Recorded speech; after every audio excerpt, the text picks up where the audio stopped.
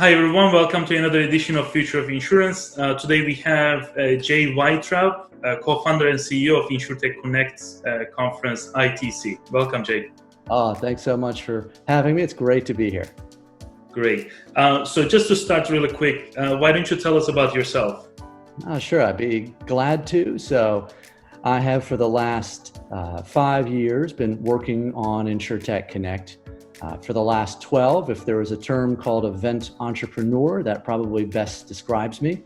And, I have just a particular passion for what happens when the right people get together.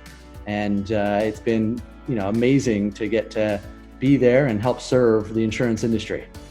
Perfect. Actually, a lot of people ask insurance professionals, how did you end up in insurance? So when I think of you, actually, you took on a really big challenge of helping the insurance industry evolve and innovate and connect with the right people to innovate and all those things, right?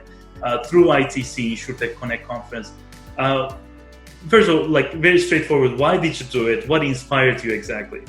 Well, when I had first started, so 2008 was when I ran my very first event. And it was actually an event for the online marketing industry.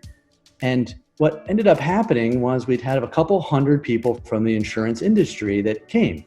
And they were mostly insurance agents and agency owners. And I didn't understand why they were there. So I spent a lot of time trying to understand, why are you here? And the more time I spent with them, the more I just fell in love with insurance. And so I had for, I would say, probably a good 4 years, been someone who was looking for the right, opportunity within insurance.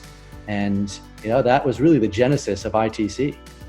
And when I think of the conference, it's not only a conference, right? I see it at least as an enabler of the insurance industry to innovate, to engage, to connect. So you are also involved in those conversations. We are very heavily engaged during the ITC and before and after, right? So I want to pick your brain on what changes do you see happening in insurance? Should we expect more innovations? And when it comes to innovations, do you think it's going to be, more game changer innovation, or let's fix these legacy issues kind of innovation? Yeah, I think it's going to be both, and it has to be both. And I'd say in the early years of ITC, and which really reflected the early years of Insurtech, it was a lot of fear. Right? Is there going to be an Amazon that's going to wipe us out and really just disrupt the way we do business? Right. And I think, right now there's a sense of, there isn't going to be one company that's going to do it, or at least not yet. And I think for us, you need a little bit of that, right? You need a little bit of, as my partner Caribou would say, a healthy paranoia, because without healthy paranoia, you won't push yourself to, sort of innovate as much. And so I think a lot of the enabling technologies that we've seen are actually the same, sort of like healthy paranoia. So, I think as people who help and get to choose a little bit of the storyline that gets featured, we'll always make sure to have just enough of that fear so that people realize, yes, we have to keep going. And once they do, they see the good that comes from it. Yeah. So I realized as well, when it comes to innovation and future of insurance, a lot of people think immediately digital and transformation, technology, and also with that new experience created customer experience. So that everybody's talking about customer experience, which is awesome because that's the end goal, right? To make that transformation happen, in that journey, we have insurance professionals to do it, right? So I would like to ask you actually, how do you see the future of insurance professionals combined with these innovations, and how do you see a job description change? Yeah, I would love to come here and give some dire warning that everybody is screwed because, right? Hey, look, that gets people to sort of motivate. I think what we see, and you're an entrepreneur now as well. And, I think what we, continue to see is that, arming people and giving people, sort of the tools, right? Whether it's an underwriter, how do they quickly, you've got a proverbial stack of papers and which one is going to get your attention, sort of like when, which one should you focus on? And that's part of what makes insurance so interesting to me is that if you think about the value chain from we need new products because, like risk is changing and, or if it's the experience of claims, there's such big room to make a difference. I was speaking to a CEO of a company, of one of the software providers who's new to the industry. He's been in 2 years, came from a Fortune 500 software company. And, he said, it feels like blue ocean still. And I know there's a lot of us who've been in this, in the day to day, and we'd say, wow, it feels crowded. Look, there's 1,000 Insuretechs that have popped up. You think about, just the $8 billion alone in the last 12 months of funding, it feels crowded. But, when you come from others, they'll tell you that, no, there's still so much room. So I get excited by both how far we've come and by how much room there is left.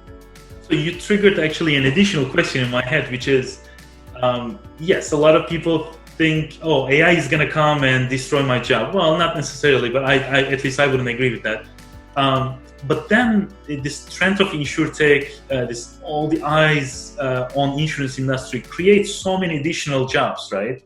Those Insurtechs or those tech companies need insurance experience and know-how, so which creates all those opportunities for the traditional insurance professional, I assume. Would you agree with that?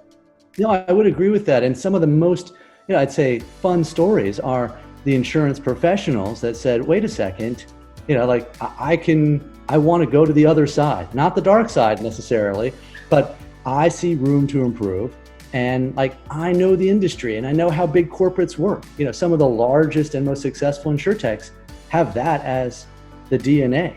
And, I'd say one of probably the best benefits of the Insurtech as a movement is the fact that you have all of these entrepreneurs who, if you'd ask them, pick a time frame. Is it 12 months ago, 2 years ago, 5 years ago, would you be in insurance? They would have said no chance.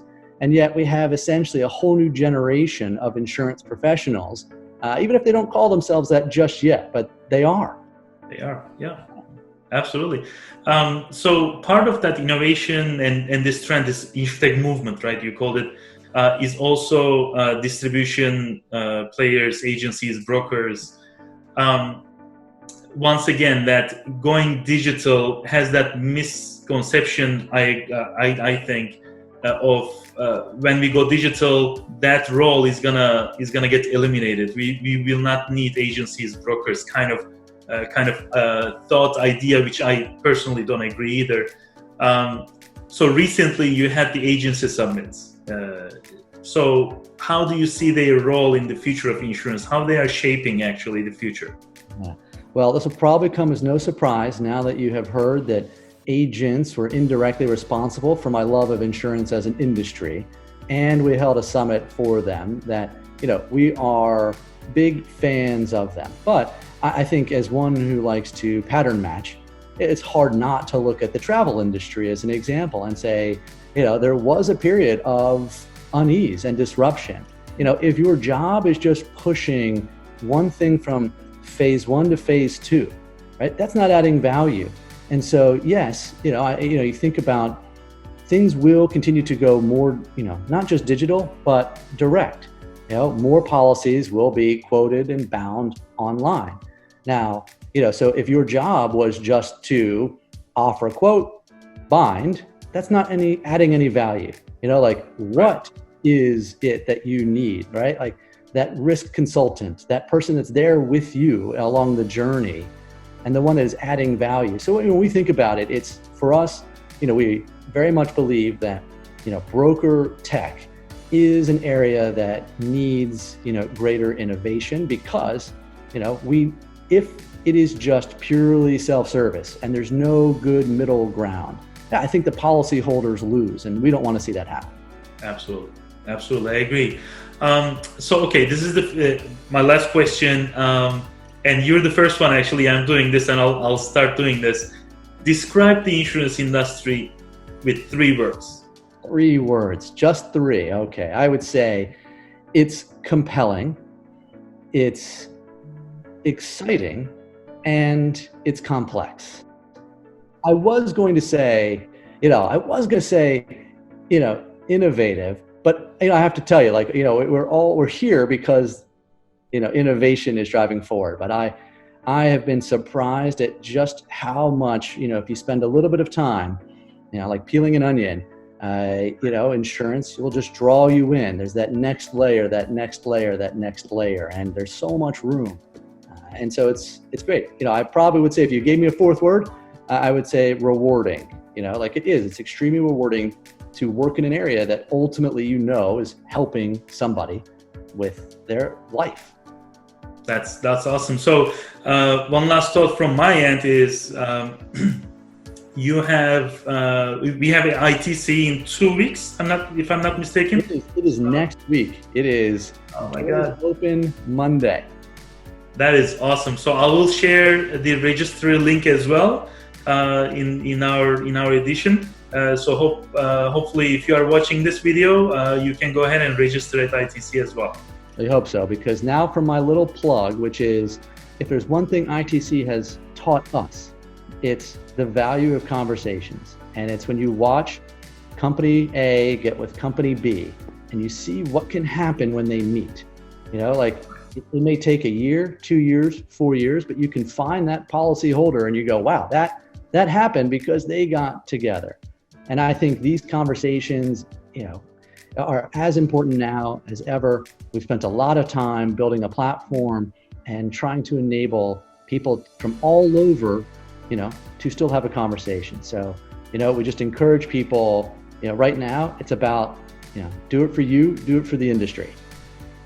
Awesome. Jay, thank you so much for your time, and see you at ITC. I'll see you at ITC. All right. Thank you. Thank you.